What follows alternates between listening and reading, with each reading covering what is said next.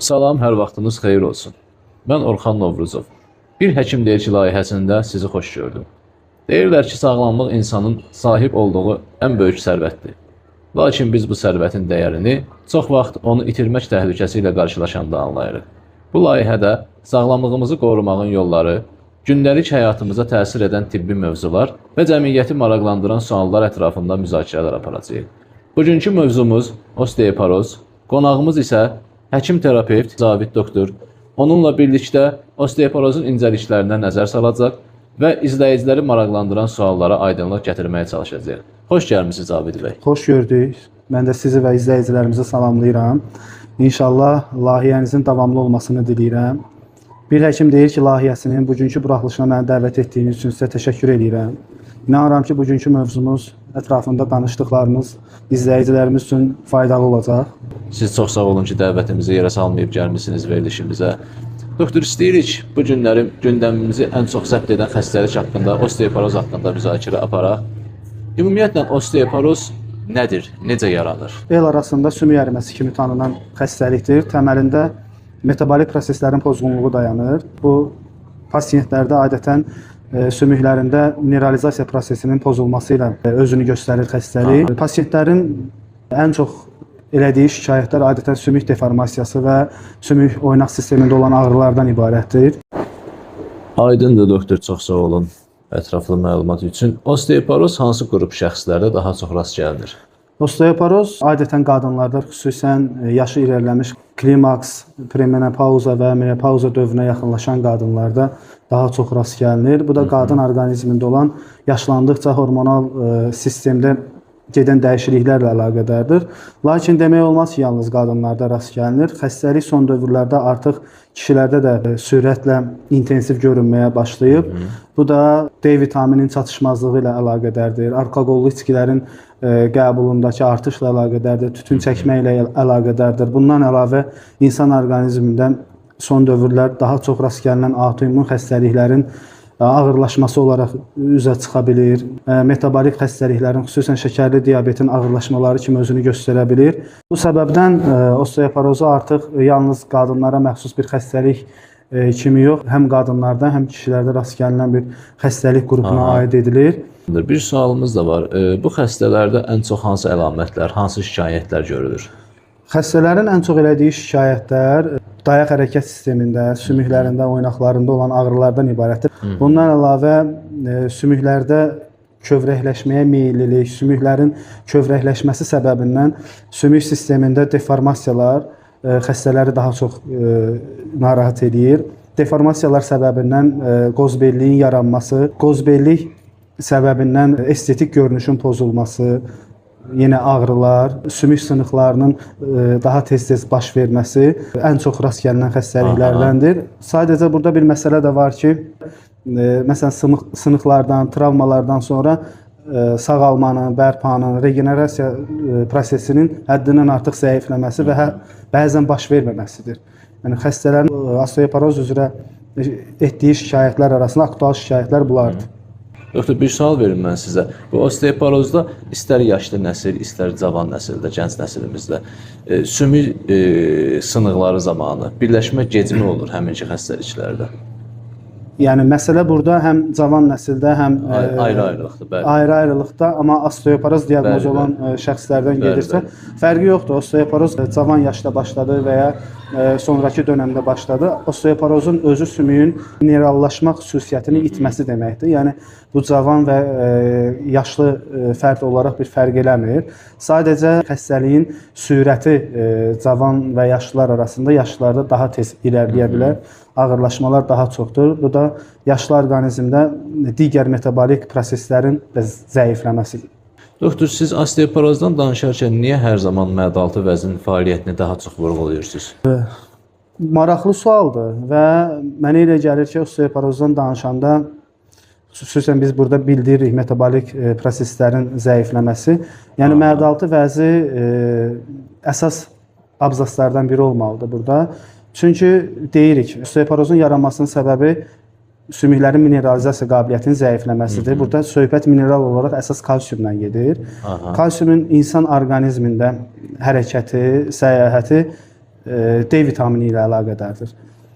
Mədə-altı vəzi isə vitaminlərin metabolizmə getməsi üçün yağları parçalamalıdır. Əgər mədə-altı vəzin lipaza fermenti yoxdursa və yağlar parçalana bilmirsə, yağlar olduğu kimi qalırsa, burada yağda həll olan vitaminlər A, D, E, K vitaminləri də nə qədər qəbul olunsa da orqanizmə bir xeyri olmur. D vitamininin də burada təsirləri zəifləyirsə, kalsiumun da səyahəti insan orqanizmində bir əhəmiyyəti görünmür. Yəni bu bağırsaqdan sorulması üçün kalsiumun D vitamininə ehtiyacı var. D vitamininin həll olması üçün yağlara ehtiyacı var. Daha doğrusu yağların parçalanmasına. Yağların parçalanması üçün də mədə-altı vəzin lipaza fermentinə ehtiyacı var. Əgər mədə-altı vəzində xroniki bir iltihab varsa, mədə-altı vəzin egzokrin funksiyasının çatışmazlığı varsa, təbii ki, burada lipaza fermentinin də çatışmazlığı görünəcək və yağda həll olan vitaminlərin öz funksiyalarını yerinə yetirilməməyi ilə nəticələnəcək. Bu da kalsiumun insan orqanizmində bağırsaqlar tərəfindən sorulmasına maneə törədəcək. Yəni bu səbəbdən kalsiumsuz qalan orqanizmdə osteoporozun yaranma riski böyükdür. Yəni kökə endikdə yenə də mədə-altı vəzin funksiyaları xüsusi bir əhəmiyyətə malikdir burada. Doktor, buradan bir sual yaranır. Çox gözəl cavab verdiniz. Mədə-altı vəz deyəndə hər zaman şəkərli xəstələr yada düşür. Hamı şəkərli xəstələri bilir mədə-altı vəz deyəndə. Çünki mədə-altı vəz öz qüvvəsini itirir, sıradan çıxır, şəkərli diabet əmələ gəlir və o insulini kənardan alırlar. İstər preparatlar, dərmanlarla, istər insulin iynələri ilə alırlar bunu. Osteoporoz şəkərli xəstələrdə bilirik ki, şəkərli xəstələrə, yəni ikinci bir xəstəlik olmaz. Onlar onu çox ağır keçirirlər. İstər qripi, istər hər hansısa bir soyuq dəyməni. Şəkərli xəstələrdə osteoporoz nə kimi bir fəsad yarada bilər? İkinci xəstəlik kimi. Yəni şəkərli diabet özü mədə-altı vəzin çatışmazlığı ilə gedən bir xəstəlikdir. Metabolik xəstəliklər qrupundandır. Mədə-altı vəzin hormon istehsal eləyən hissəsinin zədələnməsi ilə özünü göstərən xəstəlikdir şəkərli diabet. Yəni burada insulin hormonunun istehsalının pozulmasından gedir.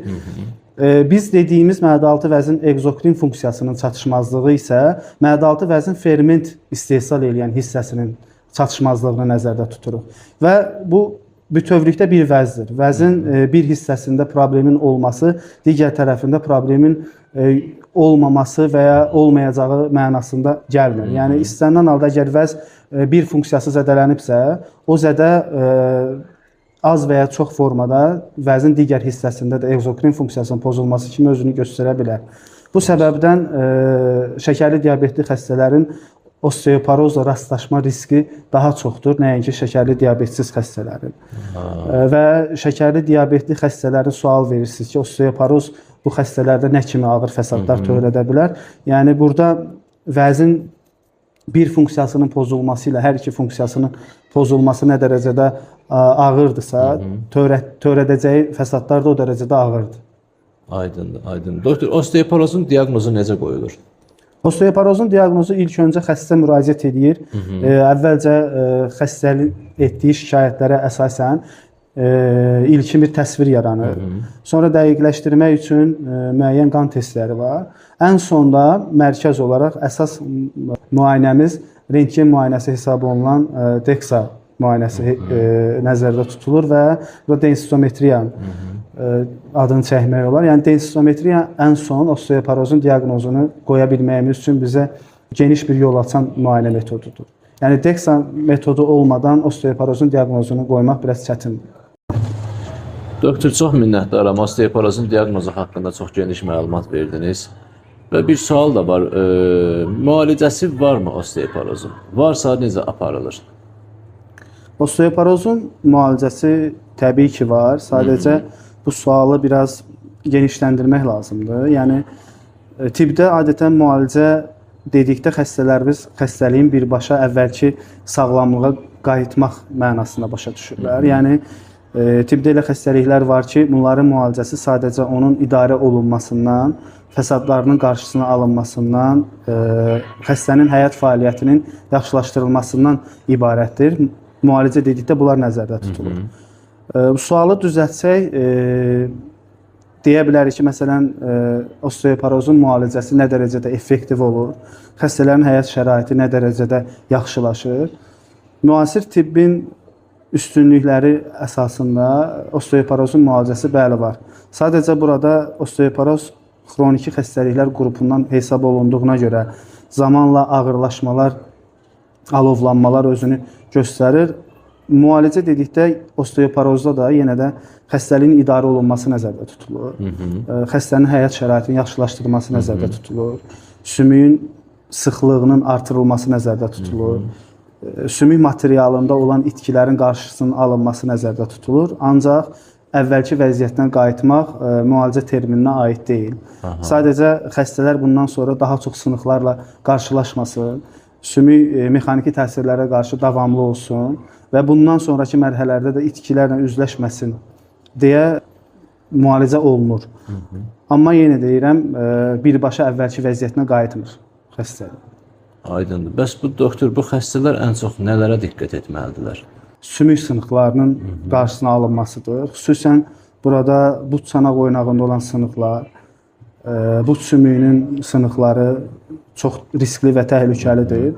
Yəni xəstələrin yeganə qaçmalı olduğu, özlərini qorumalı olduğu mexaniki təsirlər travmalardır ki, sınıqlar baş verməsin. Onların travma almasına şərait yaradan amilləri, vəziyyətləri aradan qaldırmalıdırlar. Məsələn, yaşlı xəstələr ev şəraitində yıxılmağa nə mane olur? Məsəl üçün, kiçik xalçalar, döşəməni tam əhatə eləməyən xalçalar, narahat ayaqqabılar, iti uclu ayaqqabılar. Bu saydığımız amillər xəstələrin daha tez travma almasına səbəb olur. Buna görə xəstələr bu amilləri aradan qaldırsalar, məsələn, döşəmənin tam olaraq xalça ilə əhatə olunması, oval uclu ayaqqabıların istifadəsi, xüsusən qarlı havalarda bayıra çıxarkən dəstəklərdən istifadə olunması, sürüşkən ayaqqabılara üstünlük verilməməsi onları osteoporozu olan xəstələrin travma alma riskini, sümüklərin sınmasını xeyli azalda bilir. Aydındır. Çox təşəkkür edirəm doktor. Minnətdaram ətraflı məlumatınız üçün. Bizim bugünkü mövzumuz osteoporoz üzərindən oldu.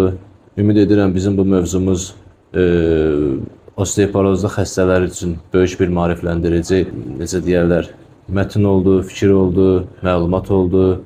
Cavid doktor bizim qonağımız oldu. Doktor, bir daha təşəkkür edirəm sizə. Minnətdaram gəldiyiniz üçün, bizim təklifimizi dəyərləndirdiyiniz üçün çox təşəkkür edirəm sizə. Və osteoporozlu xəstələrimizə də bir daha doktorun dilindən eşitsək, məsləhət nə olardı? Xəstələrə ilkin olaraq, təbii ki, burada müalicəni konkret dərman adı ilə, molekul adı ilə deməyimiz nə biz tərəfdən, nə xəstələr tərəfindən düzgün olmaz. Ancaq məsləhət olaraq D vitamini osteoporoz olma riskindən xeyli uzaqlaşdırır. Qidalarında kalsiyuma üstünlük vermələri də məsləhət görülür. Sadəcə burada kalsiyumun burada yanlış bir fikir yarada bilər. Qan kalsiyum səviyyələrinə baxıb sonra kalsiyumla zəngin qidalara üstünlük verməyə fikirləşmək olar bu barədə. Sonra qidalanmada borun üstünlüyü, aktiv həyat tərzini məsləhət görmək olar. Ağırlıq tələb edən fiziki işlərlə məşğul olmaları onları osteoporoz riskindən xeyli uzaqlaşdıra bilər. Çox təşəkkür edirəm, minnətdaram doktor. Ətraflı məlumatınız üçün, necə deyərlər, Allah bütün xəstələrimizə şəfa versin.